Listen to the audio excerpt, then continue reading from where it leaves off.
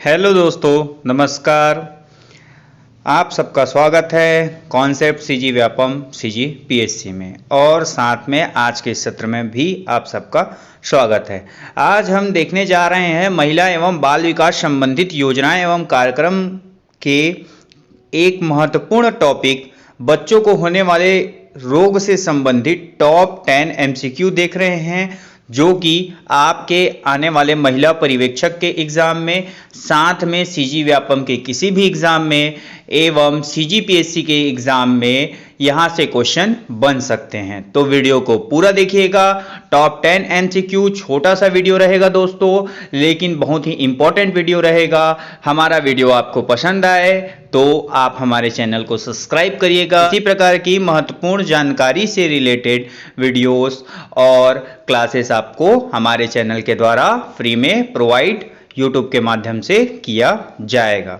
चलिए दोस्तों, आगे बढ़ते हैं। निम्नलिखित में से कौन सा रोग जीवाणुओं के द्वारा नहीं होता है? तो जीवाणुओं के द्वारा कौन सा रोग नहीं होता है? तो चलिए ऑप्शन देख लेते हैं। पहला दिया है आपका ट्यूबरकुलोसिस, ऑप्शन बी दिया है आपका छोटी माता, ऑप्शन सी दिया है आपका प्लेग, और ऑप्शन डी दिया है आपका हैजा। तो कौन सा रोग जीवाणुओं के द्वारा नहीं होता है पूछा गया है, तो इसका राइट आंसर हो जाएगा दोस्तों छोटी माता। याद रखिएगा, छोटी माता हमारे शरीर का गर्म हो जाता है तो हमारे शरीर में दाना दाना हो जाती है, और इसकी अलग से भी मान्यता है। तो छोटी माता रोग जो है वो जीवाणुओं के द्वारा नहीं होता है, इसको ध्यान दीजिएगा। तो इसका राइट आंसर हो जाएगा ऑप्शन बी। चलिए आगे चलते हैं। दूसरा क्वेश्चन देखते हैं। निम्नलिखित में से किसके कारण एथलीट्स फुट नामक बीमारी होती है? तो ऑप्शन देख लेते हैं। ऑप्शन ए है आपका फंगस, ऑप्शन बी है आपका बैक्टीरिया, ऑप्शन सी है आपका वायरस, और ऑप्शन डी है आपका शैवाल। तो बताइएगा इसका राइट आंसर क्या होगा?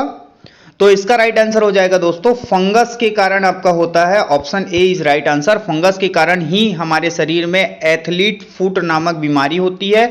हमारे शरीर के किसी अंग में क्या है, एक दाग टाइप का पड़ जाता है, जो कि फंगस इंफेक्शन के कारण ही होता है, और जिसमें खुजलियां होती है। ठीक है दोस्तों, और ये अक्सर बच्चों को होती है, याद रखिएगा, बचपन के अवस्थाओं में। चलिए आगे चलते हैं दोस्तों। बच्चों में क्रिटिनिज्म रोग किसकी कमी से होता है? तो ऑप्शन देख लेते हैं हम। ऑप्शन ए दिया है रेटिनॉल की कमी से, ऑप्शन बी दिया है थायमिन की कमी से, ऑप्शन डी दिया है कैल्सीफेरॉल की कमी से, ऑप्शन डी दिया है थायरॉक्सिन की कमी से। तो इसका राइट आंसर क्या होगा बताइएगा? तो इसका राइट आंसर हो जाएगा दोस्तों थायरॉक्सिन की कमी से। Option number D is right answer हो जाएगा। थायरॉक्सिन की कमी से बच्चों में क्रिटिनिज्म नामक रोग होता है, याद रखिएगा। थायरॉक्सिन की कमी जैसे जैसे बच्चों में हो जाती है, क्रिटिनिज्म नामक रोग उनमें पनपने लगते हैं। चलिए दोस्तों आगे चलते हैं। खुजली का रोग स्कैबीज निम्नलिखित में से किससे होता है?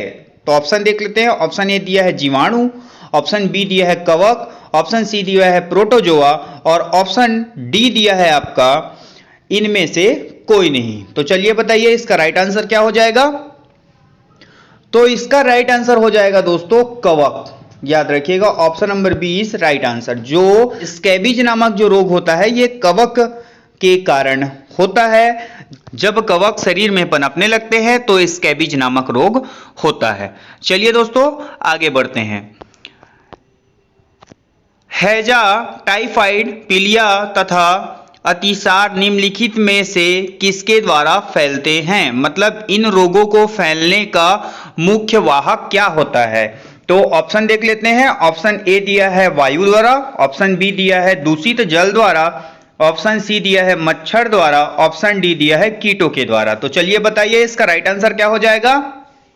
तो इसका राइट आंसर हो जाएगा दोस्तों दूषित जल के द्वारा। Option B is right answer. जहां जहां आपके कहीं गड्ढे हैं, कोई टायर रखा हुआ है या और कोई सामान हो रखा हुआ है, और वहां आपका बारिश हुआ और बारिश से जल जमाव हो गया, उसी जल में से आपके यह रोग पनपते हैं। हैजा, टाइफाइड, पीलिया एवं अतिसार निम्नलिखित में से किसके द्वारा फैलते हैं? तो दूषित जल के जमाव के द्वारा ही यह रोग फैलते हैं। चलिए दोस्तों आगे चलते हैं।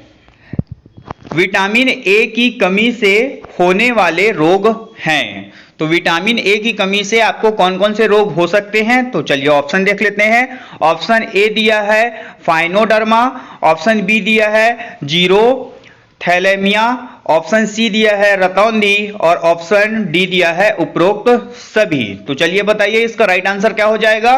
विटामिन ए की कमी से कौन से रोग होते हैं हमको, तो याद रखिएगा दोस्तों, इसका राइट आंसर हो जाएगा उपरोक्त सभी। विटामिन ए की कमी से आपको फायोडर्मा, जीरो थैलेमिया और रतौंधी नामक तीनों ही रोग होते हैं। आपके शरीर में अगर विटामिन ए की कमी हो गई है या बच्चों की शरीर में विटामिन ए की कमी हो गई है, यह तीनों रोग आपको हो सकते हैं, ध्यान दीजिएगा। चलिए दोस्तों आगे बढ़ते हैं।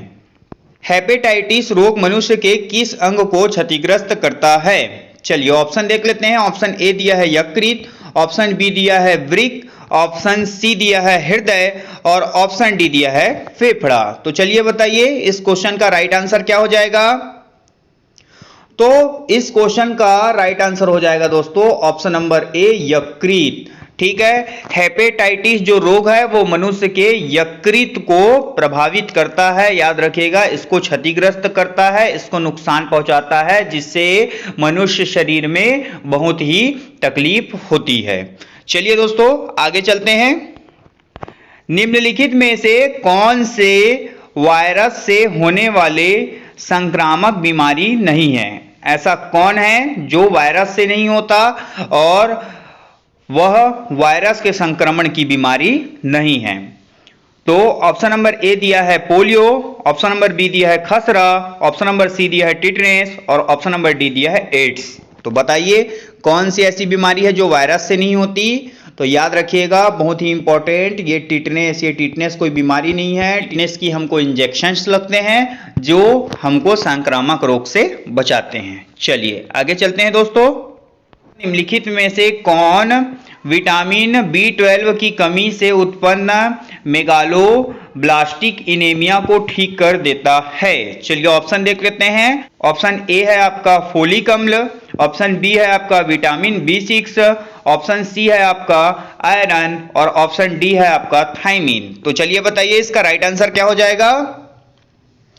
तो याद रखिए दोस्तों बहुत इंपॉर्टेंट क्वेश्चन है, इसका राइट आंसर फोलिक अम्ल हो जाएगा। जो हमारे शरीर में B12 विटामिन की कमी से मेगालोब्लास्टिक एनीमिया नामक रोग होता है उसको फोलिक अम्ल ठीक कर देता है। इसी कारण डॉक्टर्स हमको फोलिक अम्ल की दवाई सजेस्ट करते हैं।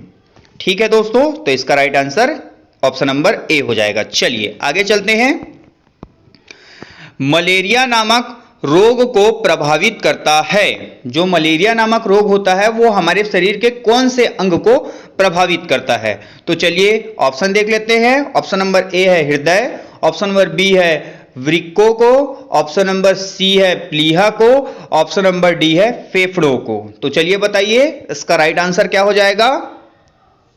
तो याद रखिए दोस्तों बहुत इंपॉर्टेंट क्वेश्चन है, ये हमारे प्लीहा को प्रभावित करता है। Option number C is right answer. Malaria नामक रोग आपको हुआ है तो आपके शरीर के प्लीहा जो होती है उसको वह प्रभावित करता है, आपके रोग प्रतिरोधक क्षमता को कम कर देता है, याद रखिएगा।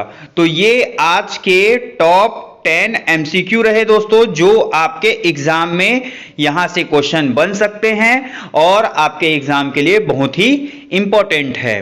ठीक है दोस्तों, तो आप इस वीडियो को पूरा देखिएगा और अगर हमारा वीडियो आपको अच्छा लगे तो हमारे चैनल को सब्सक्राइब करिएगा, हमारे वीडियो को लाइक करिएगा। अगर आपको कोई क्वेश्चन में डाउट हो तो आप कमेंट बॉक्स में कमेंट करके पूछ सकते हैं, हम आपका हर संभव सहयोग करेंगे। मिलते हैं नेक्स्ट वीडियो में, आज के लिए इतना ही। थैंक यू सो मच दोस्तों।